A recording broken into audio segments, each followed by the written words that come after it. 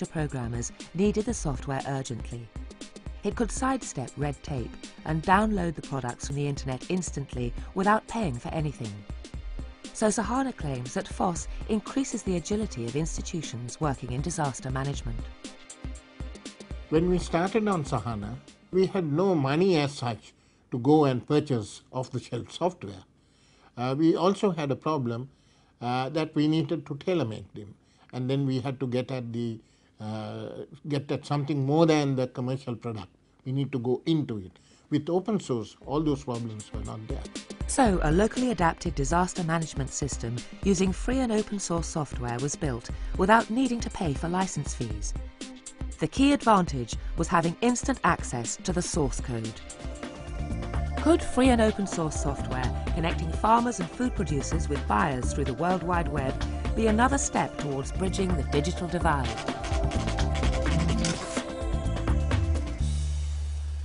Throughout the world, small and medium-scale farmers have to get their goods to market via middlemen. In Malaysia, free and open source software is helping them to avoid the intermediaries. AgriBazaar, an online marketing tool for small to medium enterprises to market their products locally as well as globally, was created using open source software. It's made by a government research and development organisation called MIMOS that's supported by the Agriculture Ministry, who claims that by using FOSS, it saved money on the total cost of ownership. In other words, all the costs associated with the project. We could have used proprietary software to develop AgriBazaar, but it would cost us higher to own the total cost of ownership. If you are using proprietary, it would be higher than if you are using free open source software. MIMOS says the equivalent of $25,000 was saved in software licenses, and by using MySQL FOSS server software instead of the proprietary alternatives, MIMOS claims that in the long term, further savings are expected by not having to pay for software upgrades in the future. AgriBazaar also helps small-scale food producers like these women. They cook and package these snacks all day.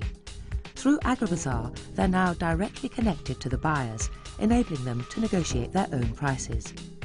Malaysia's digital divide is between the poor and rich, but this applies regardless of where you live.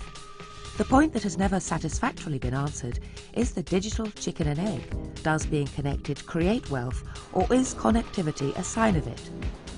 The provincial government of Extremadura in southwest Spain is in no doubt.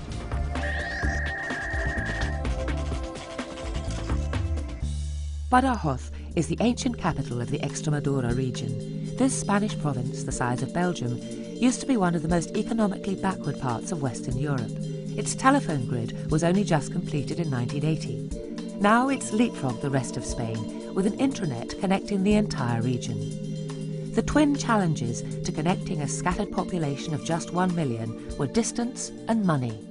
Si asegurábamos la conectividad a todo el sistema educativo, asegurábamos la conectividad a toda la región, porque hay escuelas en todos los pueblos. Nos planteamos el objetivo de poner un ordenador por cada 2 alumnos. Los números que nos salían nos asustaron mucho, porque estamos hablando de unos 100.000 ordenadores, poco más, poco menos, unos 100.000 ordenadores, y claro, la primera cuestión era, para que arranquen esos ordenadores, vamos a tener que pagar del orden de los 18 o 20 millones de euros solo para que arranquen los ordenadores.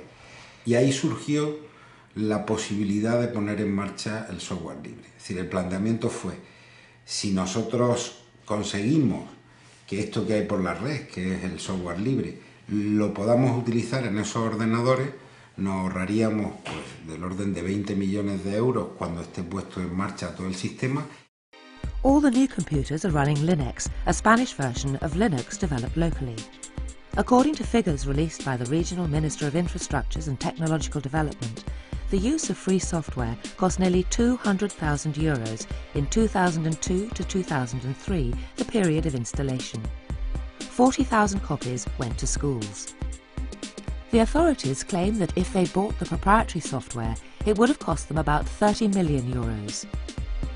The Linux team also claim that free and open source software will actually save Extremadura money by extending the useful life of its computers. Por un lado, había un ahorro en cuanto al software, pero por otro lado se ha hecho una inversión enorme en equipos que se pretende que se vaya amortizando a lo largo de los años, en cuanto a que esos equipos se podrán mantener durante más tiempo, porque el sistema que utilizan es un software del cual nosotros respondemos y adaptamos a este hardware que tenemos, porque una de las cosas interesantes del software libre es que podemos adaptar las herramientas a nuestras necesidades en muchas ocasiones.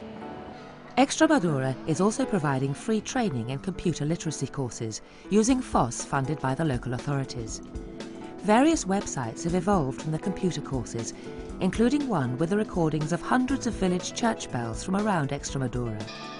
Apparently, by accessing the site and playing their local church bells, expats and migrant villagers, some who've moved as far away as Latin America, feel less homesick. As yet, only 3 of Spain's 17 other provinces have plans to follow suit. But Extremadura claims it is the only region in Europe with 1 computer between 2 students in secondary schools, and says that this is in large part thanks to the use of free and open source software. Microsoft is not yet asking for whom the bell tolls.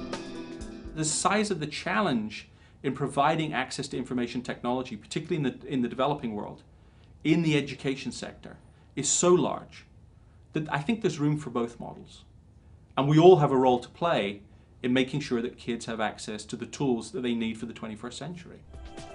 Our final look at FOSS in action takes us to the far corners of the globe.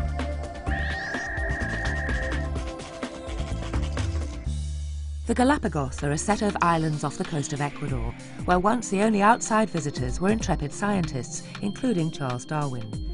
They have not been spared the invasion of tourists, who, with the advent of cheaper air travel, have access to greater parts of the globe. But tourists mean money to the local economy. The Galapagos National Park Authority is in charge of tourism on the islands. It registered around 122,000 tourists or visitors in 2005.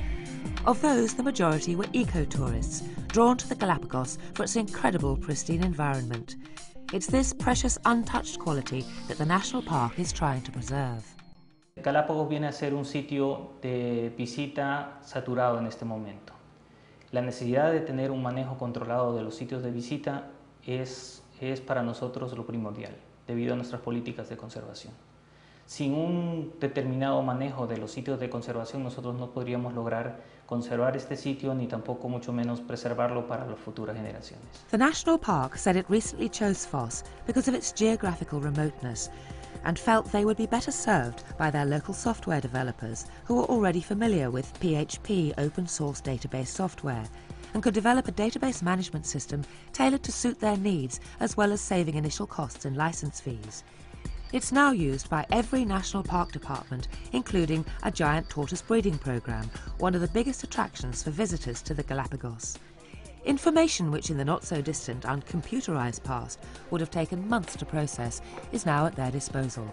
And considering that the number of tourists increased by about 20% between 2004 and 5 to over 120,000, it's vital that this information is closely monitored to ensure the survival of the area. At the 2005 UN Summit on the Information Society in Tunisia, delegates convened to address the issue of bridging the digital divide, and free and open source software was what everyone was talking about. Today, open source is a leader in sharing knowledge to everyone's benefit. We offer one of the most effective methods yet tried to achieve the goals of this summit. A productive open source partnership that helps liberate the poor and increases the freedom, knowledge, and well-being of every person. But it's more than 20 years since Stallman started the free software movement, and the digital divide keeps getting wider. So how does the future look for FOSS? How will it fare in the evolution of software? We put these questions to the experts, including representatives of 3 commercial computer industry giants. Somebody said recently that a modern operating system is far more complicated in terms of the number of components it's got and the number of interactions between them than, say, a jumbo jet. And what we're finding is that, and this may be perhaps the real significance of open source, is that These are things that are now so complicated that even vast, smart, intelligent, well-resourced companies like Microsoft are buckling under the strain. And my guess is that in relation to open source, that we may well find that for many kinds of complex software products, open source is the best way to do it. And how does IBM see the future of FOSS? What we've seen is that over the past few years, the adoption of Linux and open source software has accelerated. Linux is the fastest growing server operating system, growing faster than any of the other systems. Other open source software is now starting to be used, and it's opening up these possibilities for collaborative innovation between IT vendors, also between IT and universities and individual developers. So it's an idea whose time has come, I think. It appears that even Microsoft also now believes in getting together with the open source community. When we look at the challenges that are faced around the world, we look at the various models that are available to solve those challenges, we recognize there's room for everybody to contribute.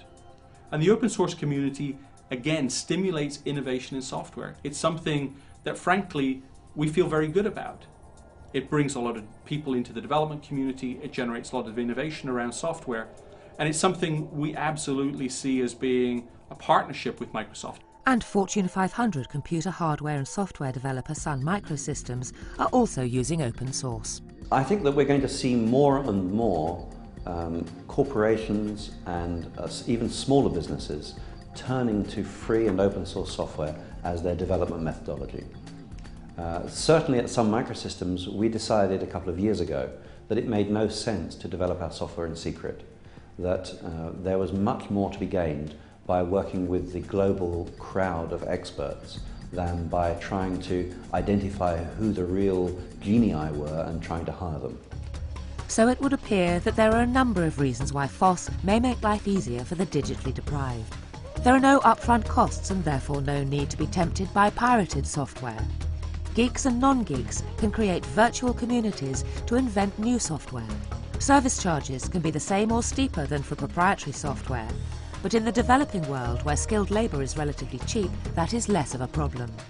And the adaptability of the software also means that programs can be written in local languages, the vast majority of which are not catered for in off-the-shelf software. Does that mean FOSS will be the bridge across the divide? No one can say for certain. But what is certain is that the evangelists for free and open source software will not stop singing its praises.